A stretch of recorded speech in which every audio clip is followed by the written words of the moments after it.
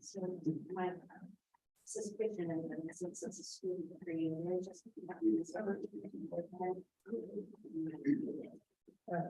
So.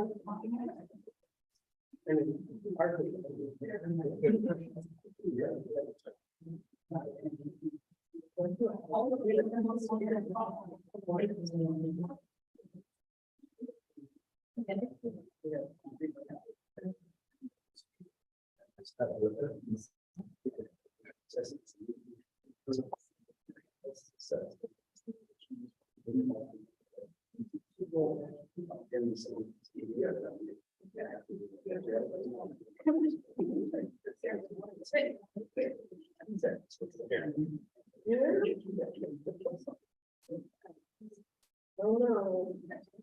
Yes, exactly.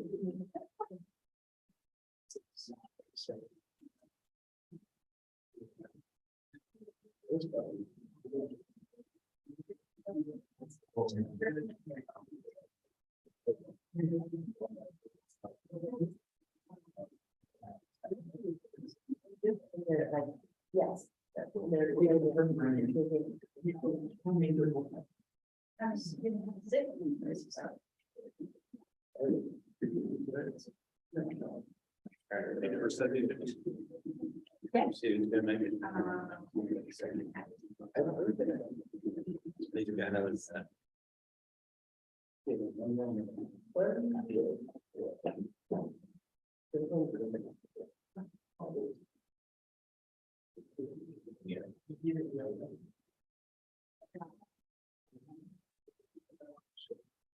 Yes, like the line everything today.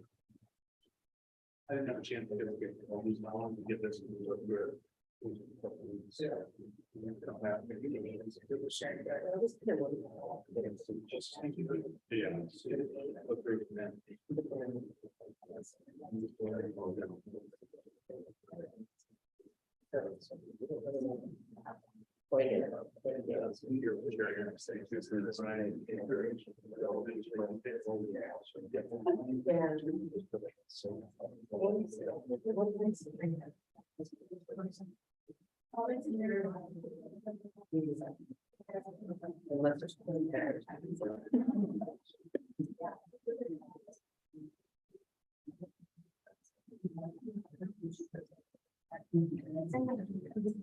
All right, I'd like to call the Pleasantville School Board meeting for Monday, May 15th to order. Our first item is Pledge of Allegiance and don't stand and say the flag. I pledge allegiance to the United States of America and to the republic for which it stands, one nation, under God, indivisible, liberty and justice for all. Okay, next is our mission statement. Rusty, Will. Mission to graduate all students with high levels of academic and personal achievement, ready for post-secondary excellence. Prepared for productive, compassionate citizenship through research-based instruction and collaborative support. Thank you, Rusty. 2.0 changes or deletions to the agenda. Do you have any? John, I just got two things to note. So under 6.3 personnel report. You had a late handout, which is exhibit 2223.119. Which is the personnel report. It's a little bit different than what you've seen in the past, but I can make some comments on that when we get to it. And the next one down, the Education Association School District Collective Bargaining Agreement. On the table, I got a paper copy for you, it's exhibit 2223.119. Just for the record of what we'll be asking you to approve tonight. Okay, anything else? So, Right, 3.0, introductions, attendance of previous board meetings, and student introductions first. If you start in the audience by introducing themselves. Deborah Stoneberg, elementary principal.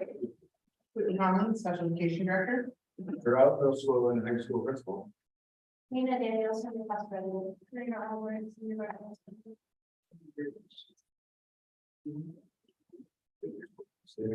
Matthew Devon, student. Nothing really, student. Travis Beal, student. Zach Moore, student. Trevor Dyer, student. Sydney Buster, student. Pete Becker, on record, representative. Thank you all for being here. What was our attendance at the previous meeting online? 5 online and 13 on site. Thank you.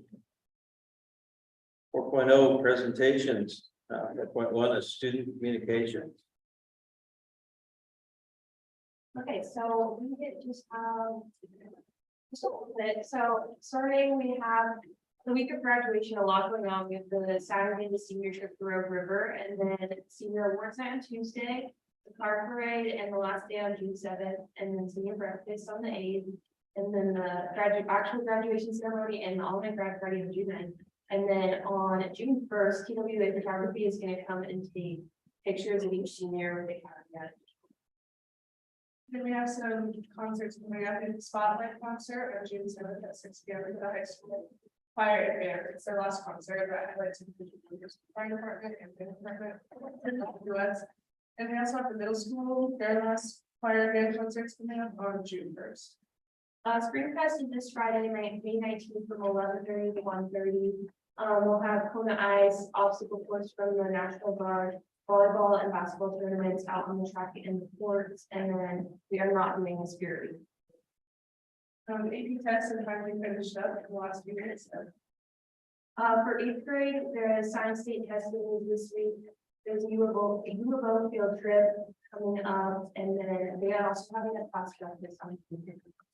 We have a lot of field trips coming up on the 24th. We have the 6th grade field trip to Bowman and Tree Farm, the 7th grade Green Community College tour, the middle school coast trip, the middle school coast trips on the 14th. We also have student council elections coming up on the 24th. The class candidates over the loud, their speeches over the loud. And then the ASB candidates will all meet in range of anonymous, their speeches. And then we have 5th grade move up coming up on the 25th, and then an incoming 6th grade parent night coming up.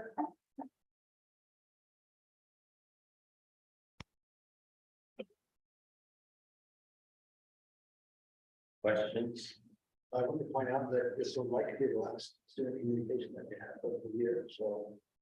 Do you want to say thank you for giving, like, inviting us to speak at these? We really look forward to it. You said it. Thank you. And we certainly appreciate you coming.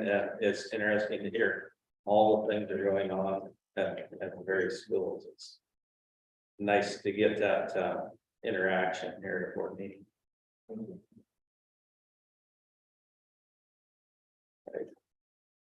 Point 2, ag CTE presentation.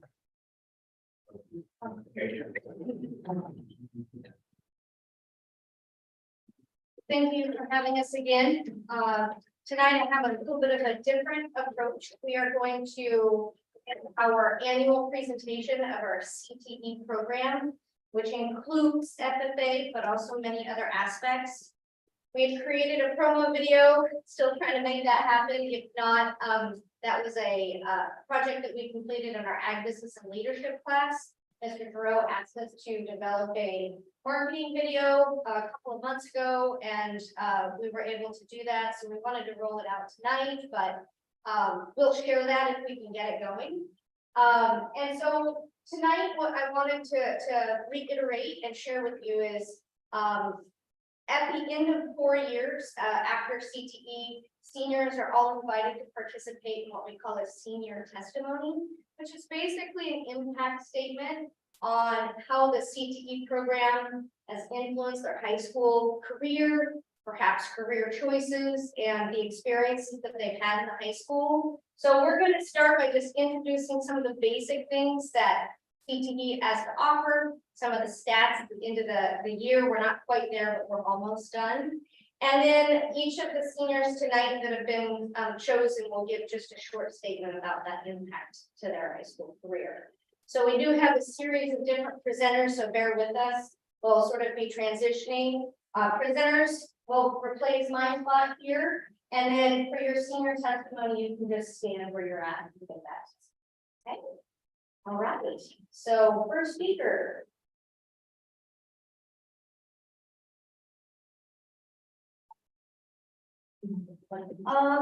Or you could just transition the slide, like.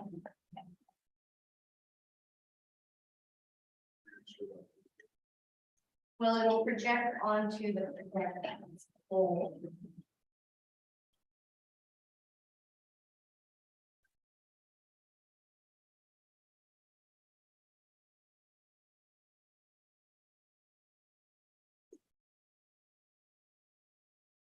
Our purpose in our agricultural class is to teach kids how to be more outside and get off the TVs more. And engage through FFA and learning experiences through like SAE. And more like natural resources type deal. And our courses are ag business management, horticulture, animal science, and multiple others. We added this year firefighting and forestry, which I took, and it's a good class. We have natural resource management and CAD and CNC technology in the metal shop. And for certifications, we have tractor driving, food handlers permit, state FFA degree, 18 wildland firefighting, which I recommend for a lot of people, in the hunter safety courses, with a couple other things.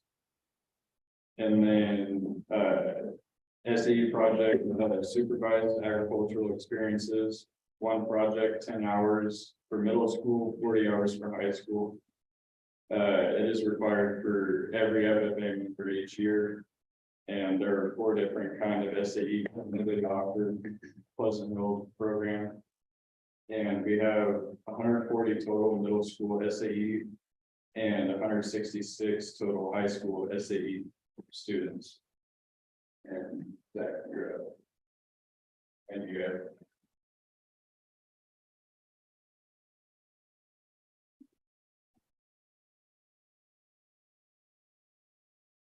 The AET, the tracker, agriculture experience tracker is an online reporting system used by FFA members to track all SAE and classroom hours. This online science journal records student learning objectives and standards, time, financial records, goals, resumes, and generates year-end reports.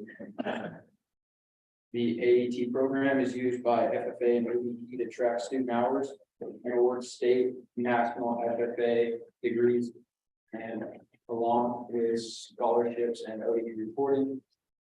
Students are required to make a journal entry for both classroom and SAE time projects. There were 5,735 total online journal entries so far. This is what the homepage looks like when you log into AET. Benefits of addition of middle school ag. Have a chance to learn is an interest area to pursue in high school.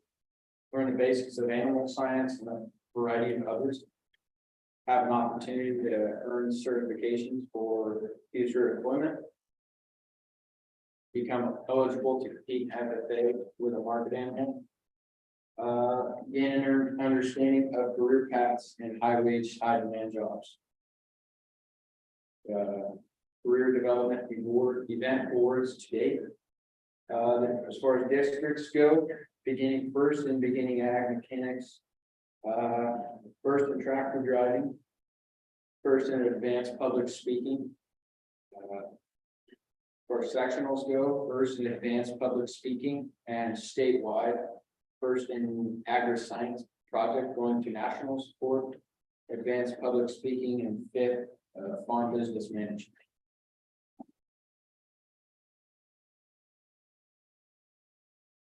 And Great Lake.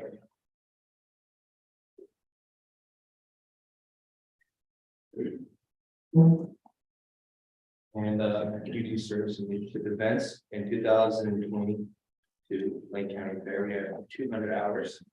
And that includes like planning meetings set up and weigh-ins and all the labor that goes into that. And then we got 100 hours in the classroom and elementary school. And we're just teaching elementary students about animal science and horticulture and forest science. And then we got 25 hours in Lane County Harlem for you and Belarus, science, annual winter banquet. And Pleasant Hill Education and Foundation, we got 50 hours in this public fundraiser events. Then we got 50 hours in Lane County Livestock Association on annual winter and summer banquets. And then we got 158 hours in the greenhouse open house. And it's like preparation, setup, interviews, media promotions, and purchases of equipment and supplies. And then we got 40 hours in the Oregon Women and Agriculture banquet. And then not all on this list, we have only like those are only large events, but we have over like 1,000 service hours in 2022-23 total. And woodshop community service projects. We just designed all these boxes here and we also did 2 sheds for the second incident fall. And we assembled like over 60 bunk beds for a heavily fed foster child program. These are students here using the tools in the wood shop. And our metal shop community service projects, the booster club, auction items and signs for autumn learning, and table commission for the shack committee, placed around the school campus. Built new welding booths at the edges of the shop. I did 3 of those tables. Pretty good. And we got a new plasma table. Students are using it all the time, and they're spending hours all the time on that table, making these designs that we can work with in different shapes. So.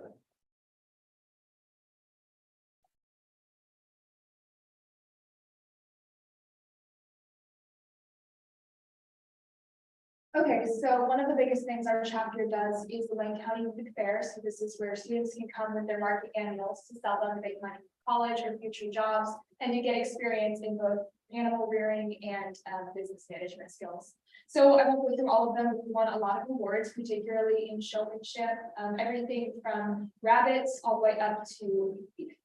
We also had some static awards on here that didn't make the slideshow. As for our actual market animals, we sold 26 of them and 13 breeding animals were shown. Our total amount was $225,000, which was how much was made by all of our students in combination. And then for our 2023, we're projecting 23 market animals and 16 breeding animals to be shown. Here's some pictures of students showing animals. We have swine, beef, that's a limb at the bottom, and CP is showing the goat. Again, we raised $225,000 for each students, and they can take that money to college or to a future job to get started in life.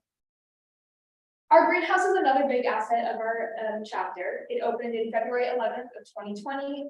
Since then, our horticulture class works in it to research and develop plants. We then sell these plants out of plant sale, which raises about $6,000 each year, which is one of our biggest fundraisers. And these funds will go towards our CTE program and FFA opportunities like national convention. One of my favorite programs is our Ag in the Classroom. This is where we teach over 300 young students about different parts of agriculture. I was the head of this program last year. We talked about horticulture, forest science, and floriculture. This year, Zoe Brown, one of my close friends, is leading the program. She's focusing on animal science and is actually traveling to the elementary school to teach them face to face. And this is a great way to expose students to agriculture and spark interest in our FFA program. It also teaches high school students about public speaking and communication, which are some really key skills to develop. And then finally, some of our funding comes from these sources. It's everything from grants, personal contacts, donations, anything like that. Roseburg Forest Products, Warehouser, Pleasant Hill Education Foundation, and the Perkins CTE funds are some of our biggest ones. And now we have our senior testimonies. I just been here. Hi, I'm Matt Dunning. I've been in the ag program for about 4 years now. And a big thing that ag has done for me is it's helped me kind of form a resume, cover letter, and get a letter of recommendation. And I've applied those to multiple jobs now. And it's also helped me branch out and find connections in the field of land surveying, which is something I'm interested in. And it's just done a lot for me and readying me for life after high school.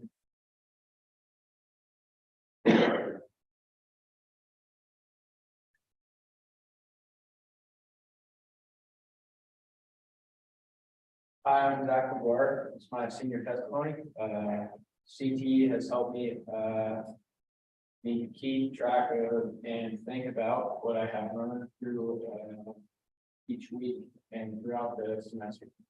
It helped me learn how much I enjoy electrical designing and then implementing, which has led me to the career I want, which is electrical. It has given me a reason to fix things and learn by trial and error. And teach myself how to code. It's okay. Mechanical and electrical issues.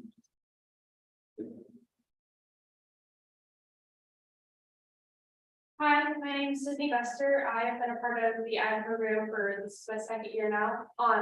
Something that the CTE program has done for me is it's helped bring me around people that have the same interest that I do, which is the cattle. I've raised cattle my entire life and been around it and want to pursue as a career later on. Exactly, not really sure. But it's surrounding me with those kind of people, many with connections to be able to reach out to people that do this as a job and just learn more about it.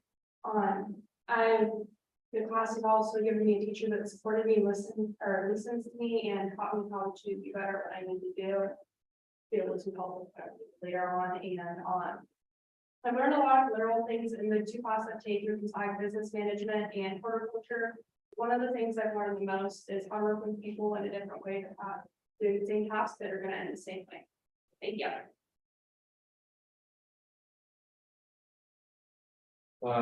This is my senior testimony, and like I said before, this program has helped me to come around the school and figure out what I want to do after high school. Like I said, I helped build all the tables and lunch tables, for like the courtyard and all that stuff in the middle shop. That's a good skill I can learn too. And in wood shop, I learned how to make benches and all those fun activities. And I also did a lot of competition with Chris White in the mechanics and electrician field, and it just kind of prepared me what I kind of want to do after high school. I figured I did not want to be in an office or anything. I wanted to go out and do things with my hands. This program has helped me figure that out really quickly, and I'm ready to, get after it after high school. And You're already accepted in. yes, I'm also already accepted in Northwest Lineman School in Boise. So I'll be pursuing lineman after high school.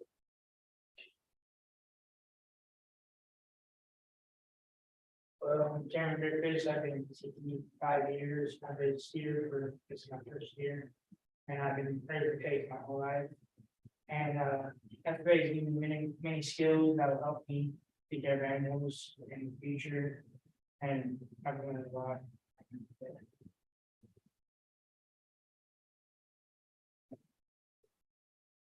Travis Hewitt.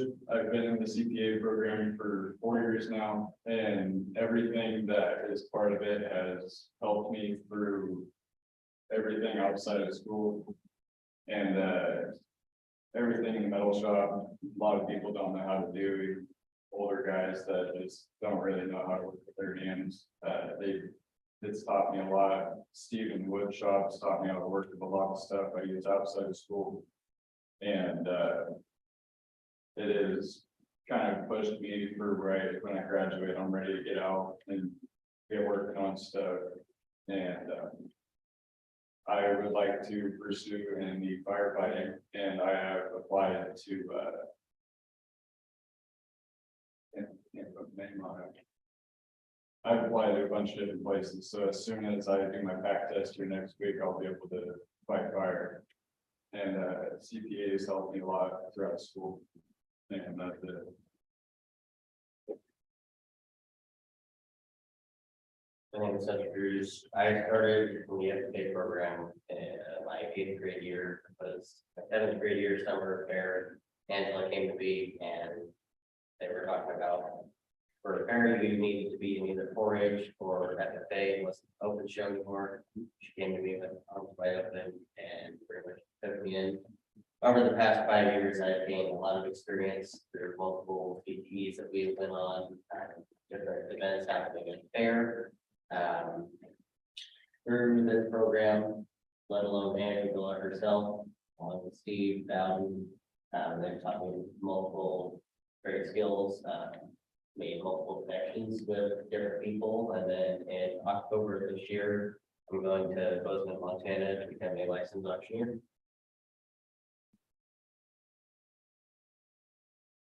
I think that's it for who's here today. We could go on because there's 22 seniors that are graduating with CTP honors. So this is our largest class to date. And so that's 3 years of CTP coursework in a 4-year career. So at this time, if you have specific questions that you would like to ask our panel, we're just here to be able to fill in any blanks you might have, but it's been a privilege to be able to share out with you what we've been doing and what we like to do and where we need to go and how this has impacted our students forever.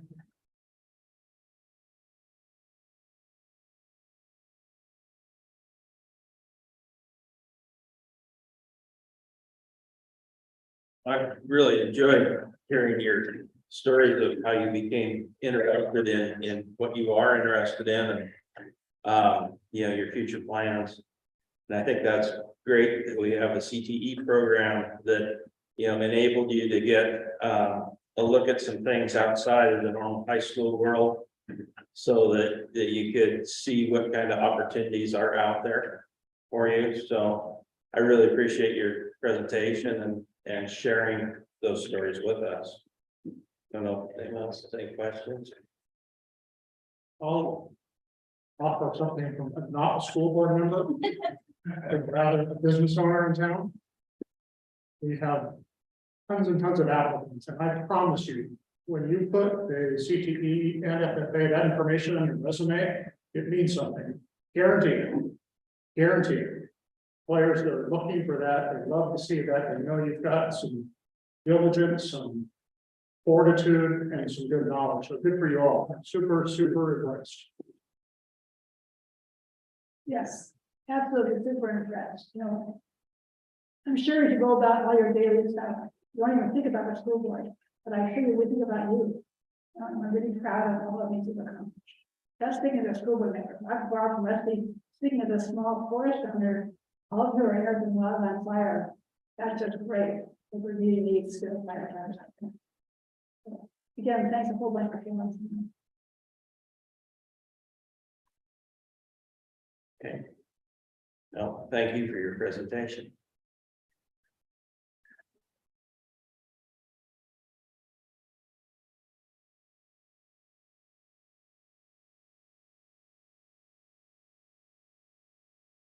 Now I think we have another presentation. Is that on rep? Yes, so Steve is here to present an honor our Sun Funds Forestry Group. And this is why. Steve need a introduction. Yes. Introduce yourself, Steve. I'm Steve Gabbard, but I've introduced myself once already tonight. I think I know most of you, but maybe not quite all of you. One of you I had my scout troop at one point. So, age, I did appreciate listening to all of you tonight. I thought great. And I told it that I would tell you that there's a lot of need for firefighters. We were just at a conference where just do a whole panel of people from federal, Forest Service, BLM, Oregon Department of Forestry, and private, all looking for firefighters and not finding enough. So, yeah, plenty of opportunity there. And plenty of work to do. Like, and a culture for it. I would tell you that I don't like fires. Some people like it, but I hate it. And an awful lot of my work is burned out. 30 years working on the holiday farm fires. Firefighting is important. I'm here tonight to represent the Oregon Natural Resources Education Fund. You mentioned that, had it on your screen. And also the Pleasant Hill Sub Fund. Jim, Chris, and I are co-advisors on it for that particular fund. The Oregon Natural Resources Education Fund was started by Pete Sikora. I think it's been running now for 12 years or so, maybe it's more than that, 22 years. And a lot of you may remember some of the history, Pleasant Hill here one time was the premier forestry program in the state of Oregon. And I joined the advisory committee for that back about 1980 during the late 70s, early 80s, and during that time it was really a great program. And then of course everybody knows about the ballot interest and what have you, then took away the school funding and the program lost its budget. For a while, the industry tried to come up with enough money to keep it funded. It was hard to get enough at that time. It was a big recession, the bigger history of the depression. Where I worked, half my staff was laid off one day. So it was pretty tough going for a while. And that's when he conceived of this idea to have the Oregon Natural Resources Education Fund. And it started out with Pleasant Hill. Pleasant Hill was the original sub fund. And we got a variety of donors within the community that donated to get that fund started. And it's grown to a little over 100 grand now, over $100,000. And it's all managed by the Oregon Community Foundation. Most of you probably know about the Oregon Community Foundation. It's one of the chief charity organizations, nonprofit in the state of Oregon. And they manage these funds for us. And we have now 5 funds within the ONREF umbrella. There's also the Terry Selby Memorial Fund, which is for Wilmot High School. Pleasant Hill, of course, has its own fund, and then there's 3 funds that are statewide. One is the Society of American Foresters, which is the largest fund, contributed to Bio and Everything Society each year. I'm a member 56 years or so of that society. Another one is the General Fund, which is a statewide fund, and then the last one, the newest one, which is the Oregon Small Business Association Fund. Will and I worked hard to get that one started. So overall, we have over $400,000. The issue grants each year for about 4% of the principal of that. That ensures that we'll always have money every year. And that's how the fund is established. So really, I think that's the main background that I wanted to give you on it. The other thing I wanted you to know is that when we started the fund, there were about 8 high schools that still had forestry programs left in the whole state. I did not include, but I built that. And now there's 41 programs that have CTE certification, including Pleasant Hill. In addition to that, there are 7 more that are working to get that certification. And there's 30 more that have natural resource programs across the state.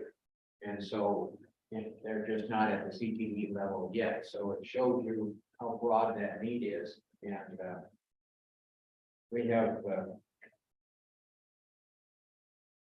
I won't go into all the detail, but we've touched many thousands of students with our grants. We granted over $130,000 in grants through the life of the program so far. And of course, from early on, we could grant very much, but we didn't have very much money. And so we're more and more grants are producing even more.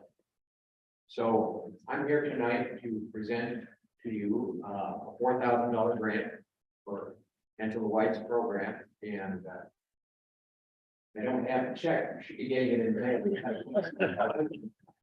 There it is, and you can tell what you're going to use the money for. Well, we've already spent it. Basically, this is the first year we've been up and running, and you have to have program, you have to have a course on the books. So last year was our planning year. Mr. Johnny Bowden and myself went through 4 days of training to be FF2 instructors. So we are basically FF2 licensed. And with that, the students go through a series of 5 online certifications. And then they have a series of different field tests that they need to do. So basically it's going for equipment and supplies to be able to function, PPE, personal protective equipment. It's going towards, we're actually going to have a trailer with a pump and hoses that we can actually walk through simulations, hand tools, backpacks, weather kits. It's all very expensive. So this is very much needed. And that was enough to be able to outfit a class of 8. I accompanied our class this past Friday of 6 who actually did go through fire school. It was a combination of state agencies, private agencies, and federal agencies that actually hosted this, and our 6 students all passed. So we're actually having our PAC test on our track next week, and that's the last component that they have to do. What will happen is after they go through a series of tests and pass, then they are basically commissioned or hired on by a private company, state or federal agency, and they receive their red card. They have to be 18 in order to actually fight the wildland fire, but they can go through the training at 17. And so we've issued a few at 17, but most of our students are 18 this year. So Travis was one that went through that program, and all the poison oak that went along with it. And it was 5 hours of pretty intense training, and where students had to show proficiencies. So hand tools and backpacks and weather equipment and emergency tents, and these are the things that it's going to buy to help train our students to be able to do that. Even if they end up not getting hurted, they would at least get those skills to be able to perhaps defend and understand defendable space around their own homes. In addition to this, next year, we're also working a little bit closer with our local fire department to actually have more hands-on intensive training, as well as incorporating a wilderness CPR and first aid certification that goes along with that course. So thank you so much for that. It's a big boost and it will help our students and our community.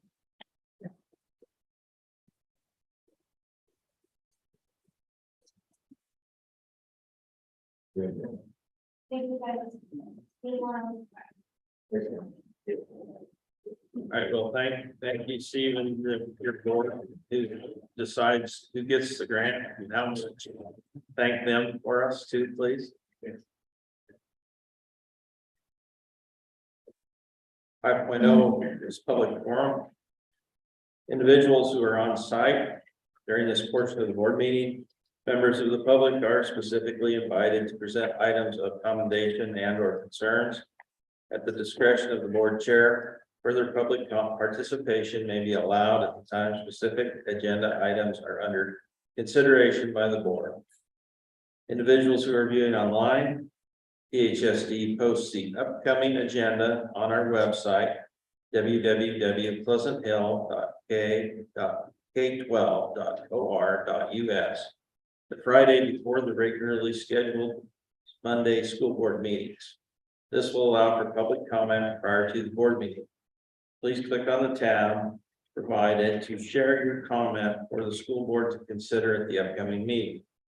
Personnel matters may not be discussed in public at a school board meeting. Members of the public who have personnel concerns or commendations should share them directly with the district superintendent. Okay, do we have any public comment?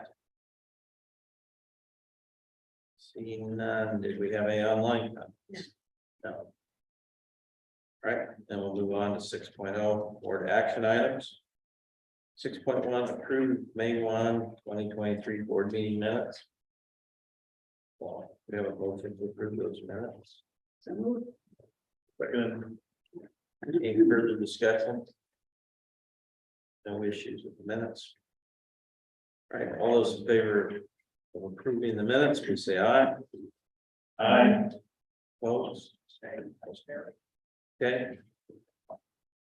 Or in favor, one abstain. 6.2 approved financial report, the April financial report. Everyone had a chance to look at that. All right. Motion for approval.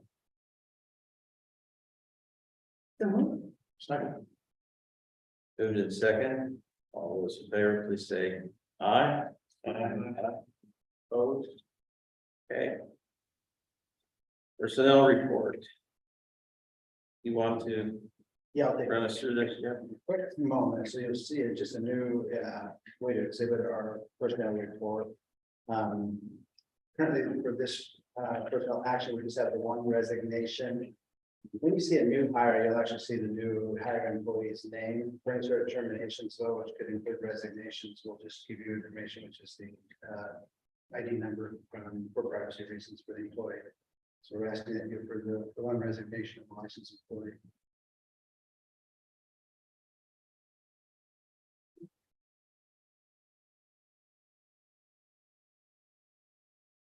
So then we would need a motion to approve the personnel report. You try. But then tell us a little more about this. Is this sort of plant that we have in the house with a one sheet for original land? Correct, yes. And I'll explain more when we use new hires as far as the hiring process. That should get us to, I think, some of the concerns that we had during the night and Steve Kelly was here. Yeah, I'm just concerned that if there's new hires, we can't be hired to the equivalent, but wouldn't really be new hires. Right, and I don't agree with anyone that hasn't gone through the pre-employment process yet, so it is a strange procedure, but everyone in the state goes through it. Yeah. If I would encourage the board to sure to ask the kind of questions we had in the past about new hires before. Do we have a committee member on the hiring committees? Yeah, I mean, I know that this has been discussed before, in terms of, what's typical or like roles between the board and the superintendent. But I don't think it ever got to the point where we had talked about changing how that information was presented to the board. This is kind of abrupt change to that. But I know that I think that discussion occurred with Steve Kelly here from OSBA, and he kind of had similar feedback to what Jim had for us. But I don't know that it was ever resolved necessarily as a board. What our expectation was for the information we were going to get, kind of like what Will was referring to. From my perspective, something that I appreciated in those old forms was the background information for the hires, like the experience and qualifications. And I understand that it may not be standard, or it's not something like at a big school district where they simply don't have the ability to go through something like that. But just because that's how it's done at others, we can have an advantage of having a smaller district where that kind of stuff is more closely looked at. But that's just Yeah, so understand, tonight, I'm just asking you to approve the resignation. There are no new hires right now. But are we approving this form and this? No, I'm just asking you to approve the resignation. Just personnel action.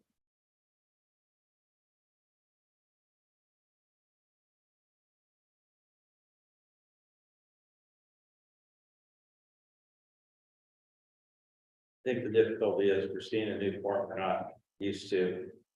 And it's creating a little confusion as to how we got to that. Yeah, and my understanding in the past that we have not even brought new resignations to approve as well. It generally been new hires only or non-extensions. Now, I believe that we've had resignations in the past as well. Yeah, and usually we get a copy of the letter of resignation. Just so you know what's going on. Yeah. This number, 101-871, is a personnel number of someone who resigned. Correct. And about the rest of you. So if we have a non-extension of a contract, that information is provided for public record as well. I don't recall, so I know when Montgomery resigns. Then we get a copy of that. I guess is that still classified as a resignation in that circumstance? It's not, but oftentimes employees don't want or are not ready to share publicly that they have resigned.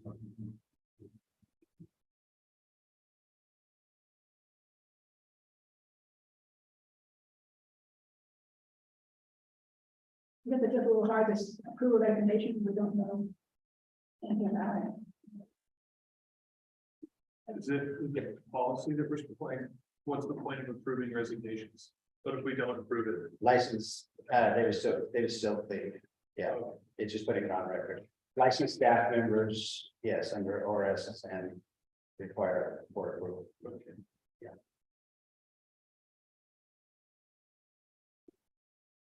I had some difficulty in the past with approving the new hires after they had already been hired. And without knowing anything about it, and I said, well, what happens if the board doesn't approve the new hire? And at the time I was told, well, the board has to approve the new hire. And so that's why are we voting on this? And you kind of went round and around with OSBA about it. For a while, I abstained from voting on any employment issues. And I was hoping to force that issue at some point in time, but never did. And finally, I fell in line. But it just does not make a lot of sense, really, that we approve a resignation, the person's gone. There's nothing we can do to stop them from resigning. I don't know about it. Yeah, well, protest votes. You need to teachers, you know what? Good thing. But it really is ridiculous when the board has to approve a hire after the fact. In some cases, yeah, like we will bring you hires in the spring that we've gone through right now for 23-24 staffing. That where they won't start, until September. Will you be bringing to us a list of the folks who are extended to next year? We already had that in the March packet. Did we? It's But we didn't vote on it. But did we? yeah, Yeah, we agree with that. yeah, that was in March. Well, what happens when you have someone who's going from the first year to the second year, but they're not on the list? You just have, someone who is not getting, probationary person who's not getting offered to come back for a second year. How do you not identify them? So that would be a non-extension. Yeah, non-extension. Yeah, so you can see a non-extension with their employee ID number for that particular, So that would be in March with that list. that would be in March with that list, yeah. As previously, it's just they weren't on the list of the folks being extended. So therefore you knew that they were not extended. Yeah, and I don't know how that was done, that putting it in the public record didn't have any board actually going on.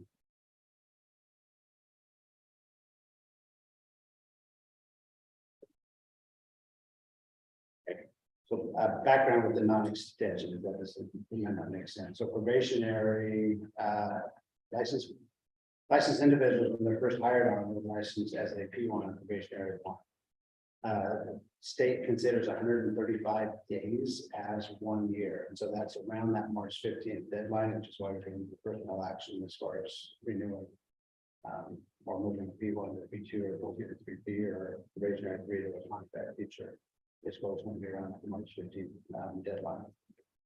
Prior to that, if there were concerns and we were not going to extend like a probationary 1 to a 2 or a 2 to a 3, then I would have to go through, and our administrator would have to go through work to abide by the collective bargaining agreement, to hold the employee their rights covered under that, and also make sure that they were covered under any sort of actions that might be taken with fair dismissals board at the state, and then we would go through a non-extension where employment would basically be terminated with that employee at the end of the school year. We're not going to hear. I think we knew, I knew that, but maybe our more company both informed. Yeah, and so going back to, well, there might be a conversation with time, going back to Steve's, the conversation we had with Steve this year that night. The reasons behind being able to be that informed, the concerns that I heard from you. We don't take care of by giving you a form after the fact, we take care of it by running the process. As long as to people how the processes. Way back, we were just my clarification. You said you've already hired some people in the next fall. Yeah, not, I didn't understand. We're going through interview processes, employment processes right now. But we'll get that information. We'll get that. We'll come to you and then report the for personal action. I think comment on that from personnel at part of the hiring process. I've had people quite concerned that their name is released before they settled their employment where they are, because we might hire someone in February that's not going to start till next year. They have to give 60 days notice, and they don't want to, you know. And so I see some probably that where these folks came from, because they're like, you're going to tell, you know, you're not going to put my name out there. At this point, so we've kind of delayed that notification to the board sometimes, but I can see why this is probably practices. With the exception of new hires, you will get the name of the new hire.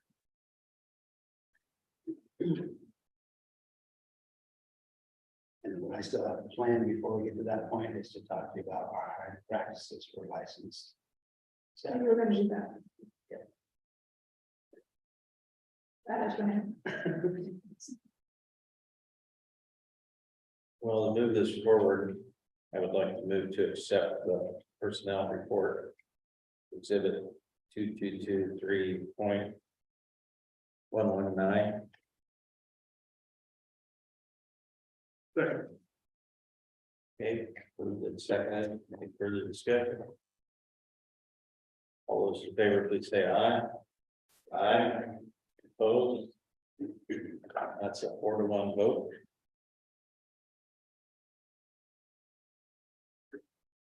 Six point four, PHEA, PHSD collective bargaining agreement. So this is the exhibit I had for you handouts. That's your space right here. So here's an example. So I'll have for you coming in forward in the personnel report as well. Will be a 1 page in front of you. Similar to this that we have in the relevant data. So what we're asking you to do tonight is recommend that the board of directors approve the new 3-year agreement between the Education Association and the OEA effective July 1st, 2023 through June 30th, 2026. And if you have questions, Sharon and I are here to answer.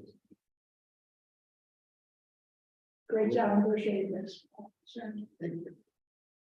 Add, thank you to Stephen and Drew, Sherry, Beverly, Whitney, and Garth. And then in the association side, Marietta and Jessica Flood were co-chairs, and then Lois, Sharon and I think we're sticking around. Randy Watney also was on the association, Sarah Apker and Lori Griffiths from the elementary.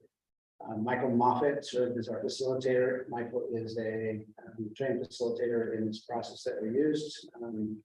U of O Knight Library professor, huge amount of background knowledge in being able to help sites come together and come up with agreements, especially around education. So we understand this education issues, how to frame the questions, really bring the two sides together so that we understand what those issues and interests are.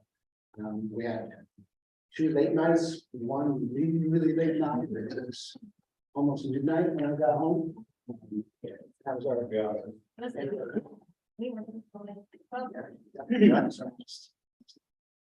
But the process really focuses in being able to ask questions and make sure that we understand one side's interests and issues. Stephen, if you do have one to add anything as far as your experience. Thank you enough.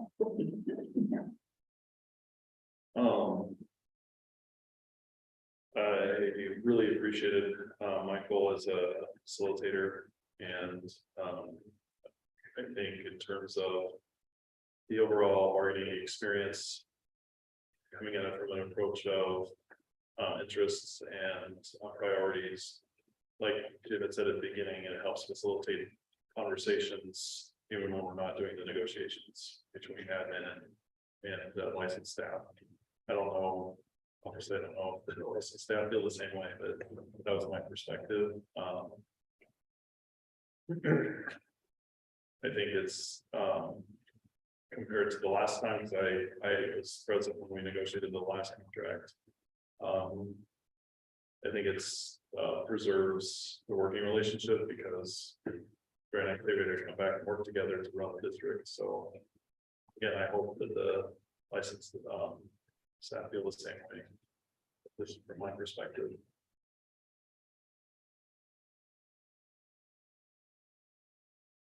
Yeah, it was good. I'm glad we took a collaborative process, and I hope we do it in the future as well. So that went really well. Okay. Any questions for Jeff?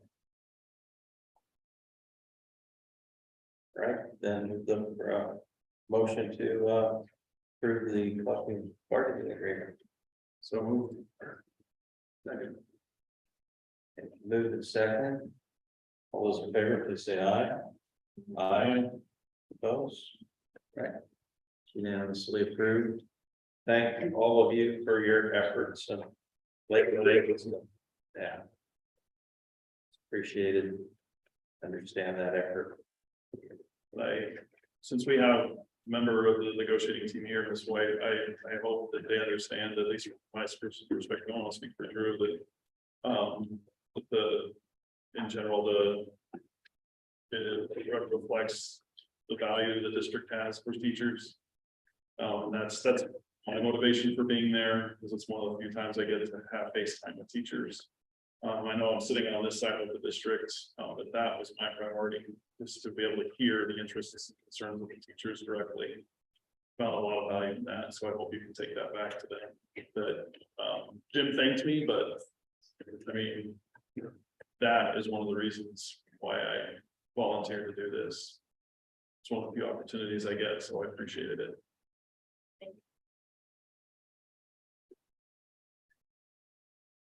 All right, 7.0 reports and information, superintendent's report. Nothing to report on tonight, so if you wanted to jump, I'll give my time to the budget committee that we got coming up. But under there, I've included reports of evaluation document. And one to open up here, when I did as far as doing this individually, bring it back next meeting, or setting it to meet the district office, and then I think for a future board meeting, June 19th, we can work out of the district office and put the information into one summary and bring it back to the 19th for discussion.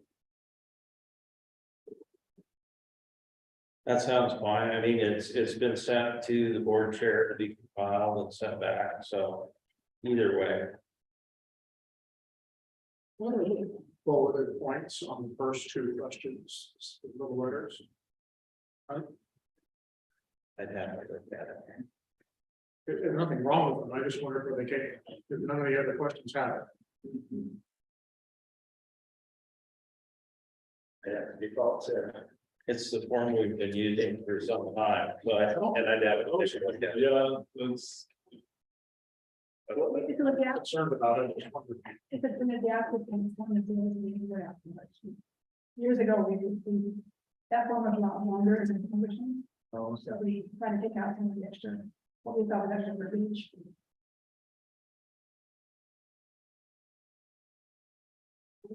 I could have sworn that, I think the last time we did it, all of them had that, like, those kind of like examples.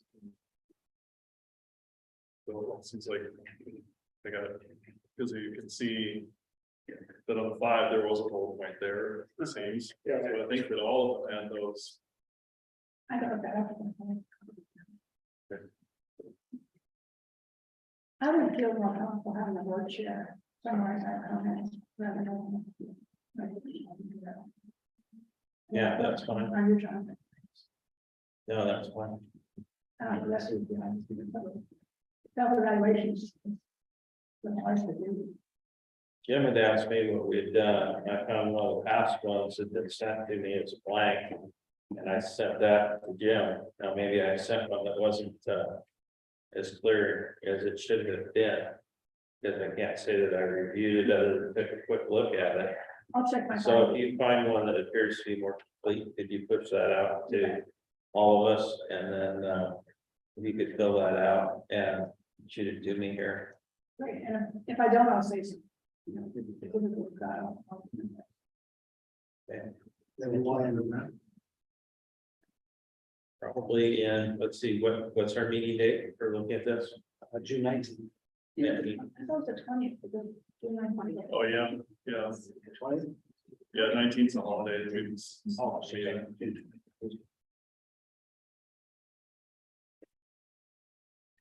probably there by, June 6th or 8th, somewhere in there. You guys do.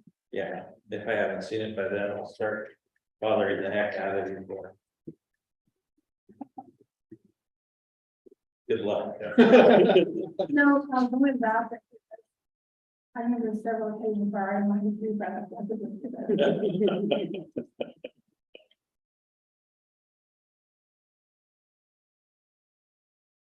Right, we're going to recess to our budget committee meeting. And first order of business is to call the order, call that to order. And now we need to nominate a chair for the budget committee. And typically that is one of the folks sitting at the table out there. So we're open to nominations for chair.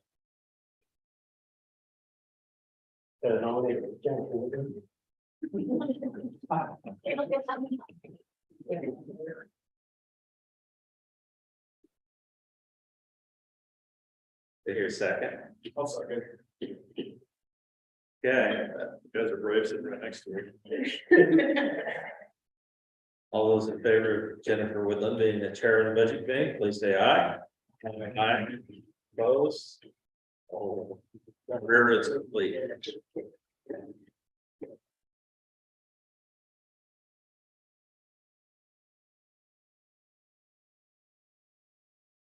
Getting a job.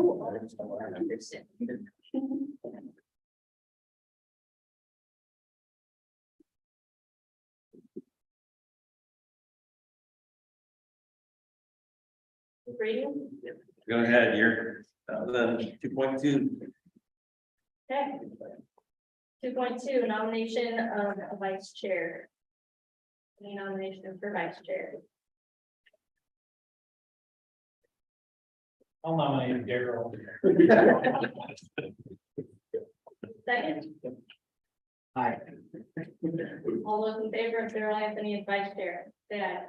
Aye. You're the vice chair. Yeah. 3.0, reading of the budget message.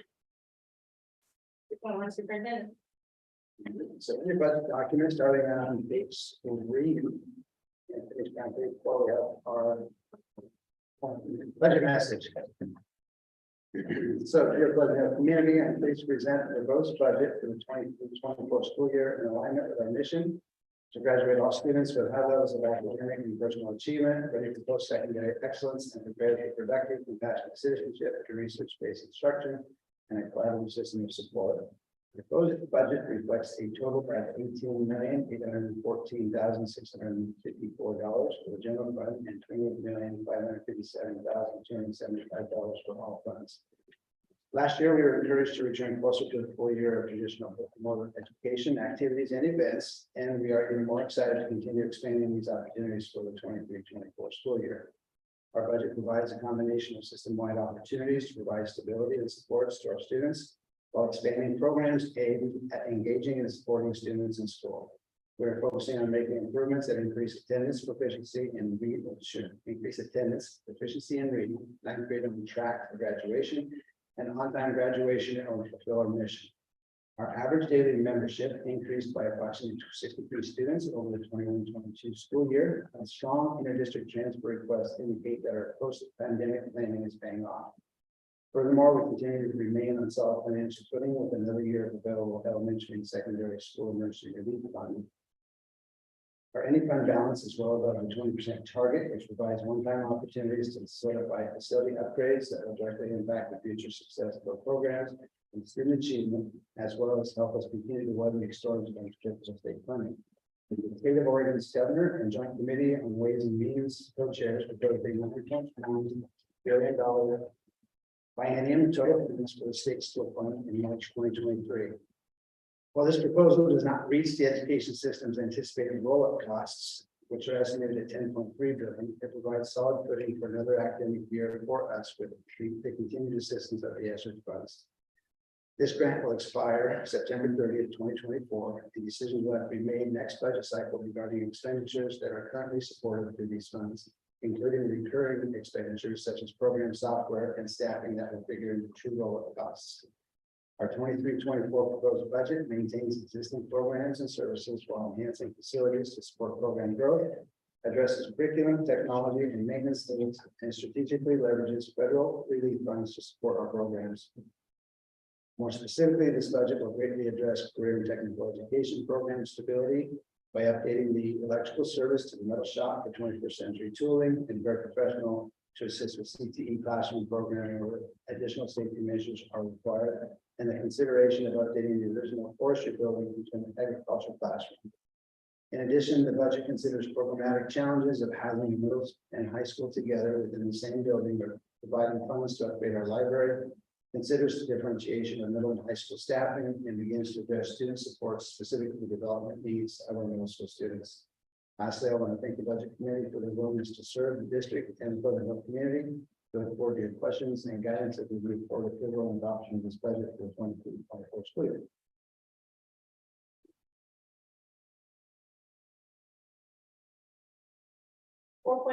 Review general fund budget and other budgets.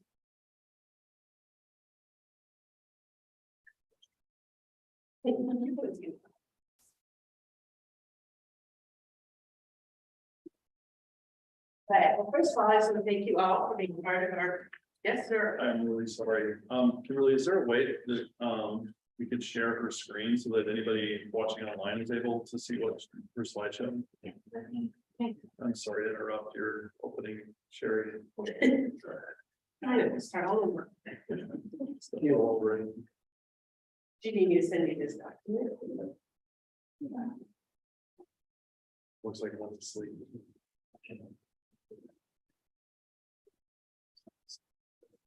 Yes. That's good.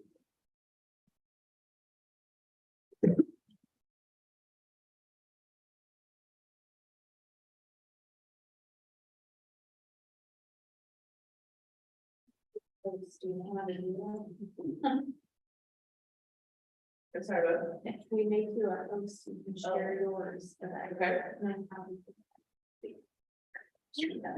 There we go. There.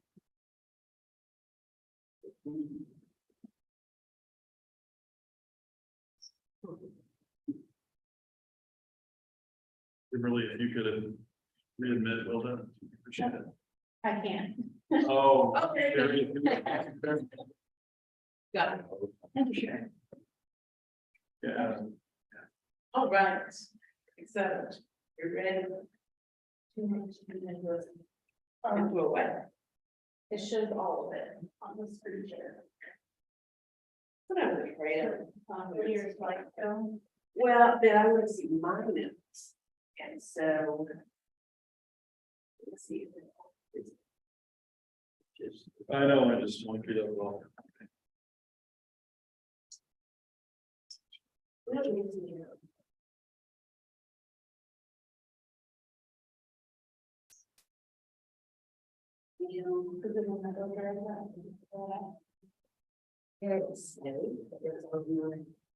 I'm guy. I did find it up there.